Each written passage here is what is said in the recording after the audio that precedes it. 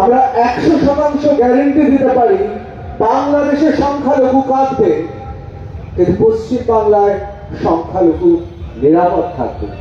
তার অন্যতম কারণ হতেও পারে নওশাদদের মতো এইরকম উদারমনা রাজনীতিকরা।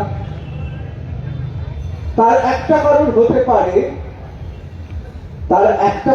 পারে আমরা রবীন্দ্রনাথ, বিবেকানন্দ, নজরুল, সৈয়দ মুস্তফা আলী উত্তরাধিকার।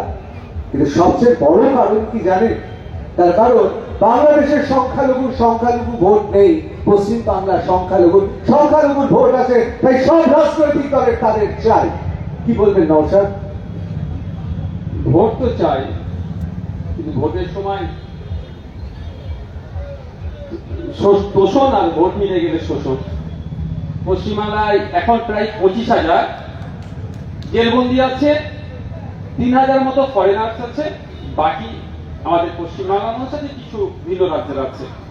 হিসাব করলে দেখা যাবে পশ্চিমবাংলা প্রায় 15 থেকে 17,000 কিন্তু সংখ্যালঘু সমাজের মানুষ এত ভালোবাসা দিচ্ছে, ভোটের দরকারকে জেলের মধ্যে আবদ্ধ করে রাখছেন। বর্তমান যে সরকার আছে অনেকদিন ধরে আটকে রাখছে তাদেরকে। তো আমি বেশ কয়েকটা কথা উঠে এসেছে, শেষ সময় আমি বলবো। তার আগে বক্তব্য শেষের আগে আমি ওই শ্রমিক বাবুর ওই বক্তব্যটা দিয়ে শুরু করব যে সবাই অবশ্যই রাজনীতির ঊর্ধ্বে গিয়ে আমাদের সকলকে এগিয়ে আসা দরকার এই চলমান বা ঘটমান যে সমস্যাগুলোকে সমাধানের জন্য। এটা আমি শ্রমিক বাবুর সাথে সহমত, কিন্তু এটা শুধুমাত্র বাংলাদেশ নয়, একটা সীমানার বাইরে সেটা নিয়ে আমরা ততটা চিন্তিত। আমাদের পাশের রাজ্য মণিপুর নিয়ে আমরা অতটা চিন্তিত নয়। 2.5 বছর ধরে সেখানে জাতিদাঙ্গা চলছে, আমাদের ভাই বোন প্রায় 400 জন খুন হয়েছে, হাজার হাজার মানুষ বাড়ি ছাড়া আছে, সেটা নিয়ে কোনো কথা নাই। সাম্বালের মসজিদের আপনার সার্ভেকে কেন্দ্র করে গুলি করে মেরে দিচ্ছে, ওটা নিয়ে কোনো চর্চা হচ্ছে না। আমরা কিন্তু সবটা নিয়ে চর্চা করতে চাই বা করছি। আমি স্পেসিফিক কটা কোশ্চেন আমার খটকা লেগেছে, আমি উত্তর দিচ্ছি।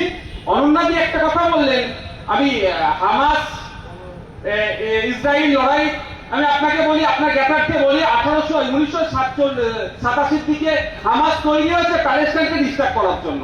আমি অন ক্যামেরা রেকর্ড বলছি। প্যালেস্টাইন সরকারের সাথে হামাসের সুসম্পর্ক নাই।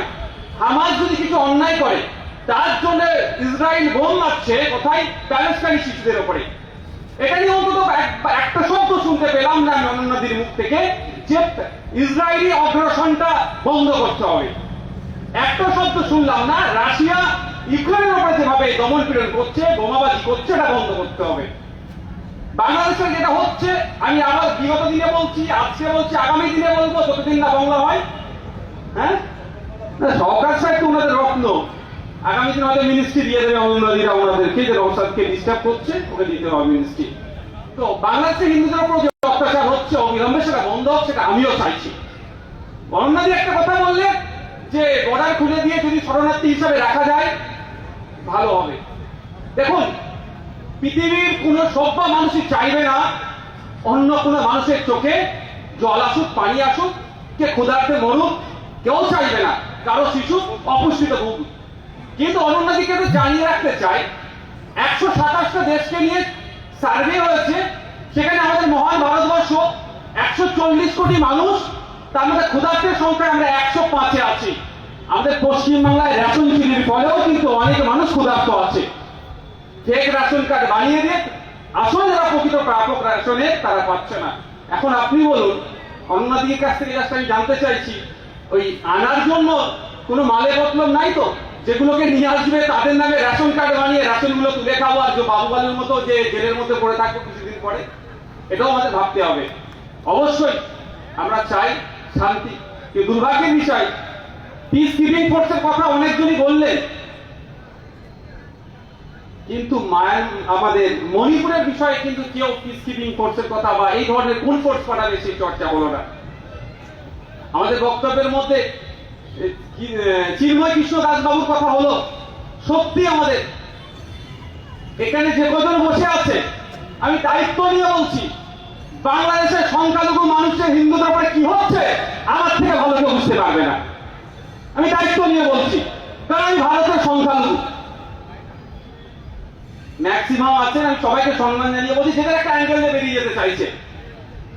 তো চিন্ময় কৃষ্ণ বাবুর সাথে যে অন্যায়টা হচ্ছে তাকে তার জন্য উকিল দাঁড়াতে দেওয়া হচ্ছে না, সেটা নিয়ে আমরা চর্চা করছি। আমার আগে আমাদের শতরূপ অনেক কথা বললেন, শুধু আমি একটা নাম বলবো, অমর খালিদ।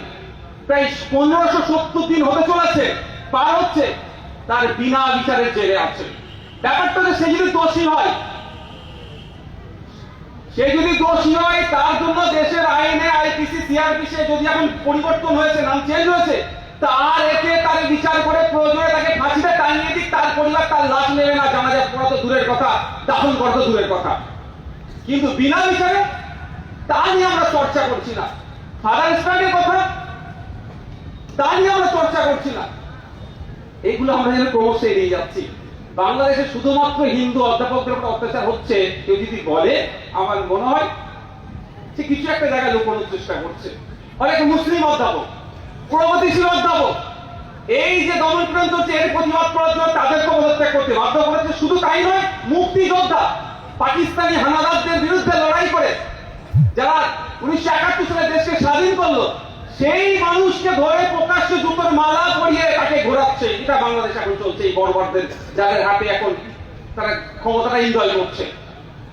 এইগুলো আমাদের কেউ করতে হবে না।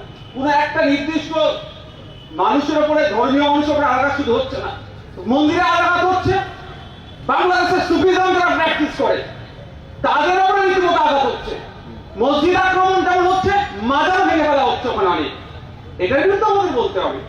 রিলিজিয়াস প্র্যাকটিস যে যেরকম মেথডে করে আমরা কারো সেটাকে বাধা দিতে পারি না, কিন্তু শুধুমাত্র যে মন্দির আক্রমণ হচ্ছে এ ধরনের নয়, মাজারও আক্রমণ করে ভাঙা হচ্ছে। দুটোই মৌলবাদী যারা আছে তাদের বিরুদ্ধে আমাদেরকে ঐক্যবদ্ধ হয়ে লড়াই করতে হবে।